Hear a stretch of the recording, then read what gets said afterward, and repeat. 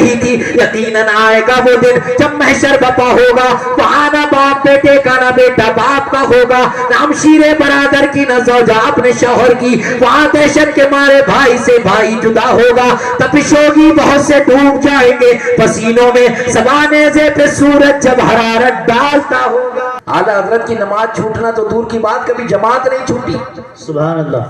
تقویٰ پرہیزگاری میں کوئی جواب نہیں اعلیٰ حضرت کا، مگر ڈر دیکھو، خوف دیکھو، عرض کر رہے ہیں راہ پرخار ہے کیا ہونا ہے، پاؤں افگار ہے کیا ہونا ہے، چپ کے لوگوں سے کیے جس کے گناہ وہ خبردار ہے کیا ہونا ہے۔ حضرت عیسیٰ علیہ نبینا علیہ الصلوۃ والتسلیم سے ایک صاحب کہتے تھے ہمیں اپنے ساتھ رکھ لیجئے، جی حضرت۔ حضرت عیسیٰ علیہ السلام سے منع کرتے تھے، کہتے تھے تم ہمارے ساتھ رہنے کے لائق نہیں ہو۔ انہوں نے بہت ضد کی تو حضرت عیسیٰ علیہ السلام نے انہیں اپنے ساتھ میں رکھ لیا۔ میں یہ بتانا چاہ رہا ہوں آدمی دولت کے لیے کیا کر رہا ہے۔ حضرت عیسیٰ علیہ السلام نے انہیں لیا، 3 روٹی لی اور جلدی ایک مقام پر ٹھہرے، آپ نے اور اس نے 2 روٹی کھائیں، 1 روٹی رہ گئی، آپ اس کو اور اس روٹی کو چھوڑ کر چشمے پہ پانی پینے کے لیے چلے گئے۔ جب واپس لوٹ کر آئے تو وہ روٹی نہیں تھی۔ حضرت عیسیٰ علیہ السلام نے فرمایا وہ روٹی کہاں گئی؟ کہنے لگا مجھے نہیں معلوم وہ روٹی کہاں گئی۔ آپ نے فرمایا دیکھ جھوٹ مت بول، میں اللہ کا نبی ہوں، جھوٹ مت بول، سچ سچ بتا دے وہ روٹی کس نے کھائی ہے۔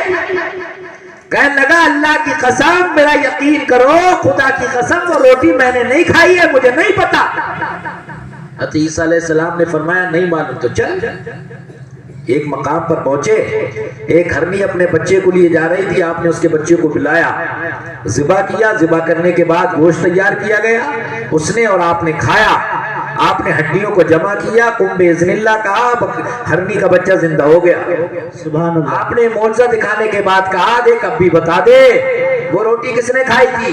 کہنے لگا مجھے نہیں معلوم وہ روٹی کس نے کھائی تھی، میرا یقین کرو عیسیٰ مجھے نہیں معلوم وہ روٹی کس نے کھائی تھی۔ آپ نے کہا نہیں معلوم تو اور چل۔ ایک مقام پر پہنچے، ایک پانی کی جھیل تھی، آپ نے اس کا ہاتھ پکڑا اور پانی پر اس طرح چلے جیسے خشکی پر، اور جب پار پہنچ گئے تو آپ نے کہا دیکھ یہ تیری کوئی سنی ہوئی بات نہیں ہے، تو نے اپنی آنکھوں سے دیکھا ہے، میں تجھے اور اپنے آپ کو پانی پر لے کر اس طرح چلا جیسے خشکی پر، اب بھی بتا دے وہ روٹی کس نے کھائی۔ کہنے لگا اے اللہ کے نبی میرا یقین کرو، یقین مانو، مجھے نہیں معلوم وہ روٹی کس نے کھائی۔ آپ نے کہا نہیں معلوم تو اور چل۔ ایک مقام پر پہنچے، حضرت عیسیٰ علیہ السلام، مٹی کے 3 ڈھیر تھے، آپ نے اللہ کا نام لے کر پھونک ماری، وہ تینوں مٹی کے ڈھیر سونے کے بن گئے۔ سبحان اللہ۔ کیا کے بن گئے؟ سونے۔ ارے بولو، سونے کے بن گئے۔ آپ نے کہا دیکھ ابھی بتا دے، بولا میرا یقین کرو مجھے نہیں معلوم۔ آپ نے کہا تو سن، یہ 3 ڈھیر ہیں سونے کے، ایک تیرا، ایک میرا اور تیسرا اس کا جس نے وہ تیسری روٹی کھائی۔ اب چکر میں پڑ گیا، چکر میں پڑ گیا، کہنے لگا عیسیٰ اللہ کی قسم میرا یقین کرو وہ روٹی میں نہیں کھائی تھی۔ کیا بات ہے، واہ واہ۔ کیا کہا؟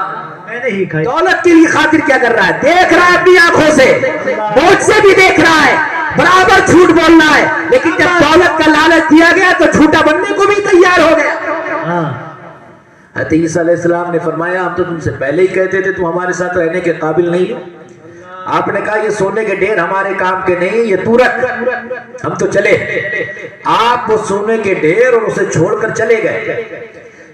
اب جناب شام ہو گئی، اب یہ گھبرایا اکیلا، اتنی دولت، اور یہ کوئی اسی کی بات نہیں، آپ نے دیکھا ہوگا غریب آدمی کے دروازے پر ٹاٹ کا پھٹا بھی نہیں ہوتا ہے، وہ چین کی، سکون کی، مستی کی نیند سوتا ہے، اور مالدار آدمی 7 تالوں کے اندر بند ہونے کے بعد بھی اسے سکون کی نیند نہیں آتی، اسے رات بھر نیند نہیں آئی۔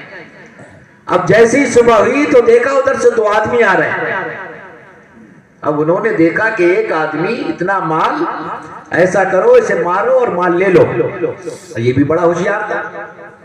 اس نے کہا یار، جیسے ہی وہ قریب آئے کہنے لگا بھائیوں 3 ڈھیر ہیں اور 3 آدمی ہو گئے، ایک ایک لے لیتے ہیں۔ تو انہوں نے بھی کہا بغیر کسی مارے کاٹ کے مل لے آئے تو کیا ضرورت ہے مارنے کی، اب بیٹھے مشورہ ہوا کہ ایک آدمی کو شہر بھیجو وہ کھانا لے کر آئے اور پھر کھانا کھانے کے بعد پھر ہم اس مال کو لے کر کہیں چلیں.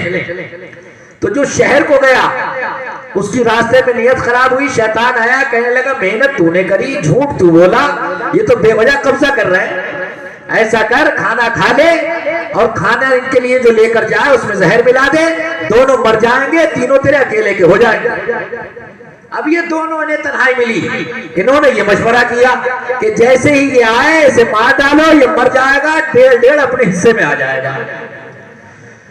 جناب والا وہ تین کے چکر میں کھانا ملا, کھانے کے بعد کھانے میں زہر ملا رہا تھا اور یہ ڈیڑھ کے چکر میں اپنے ہتھیاروں پر دھار لگا رہے تھے.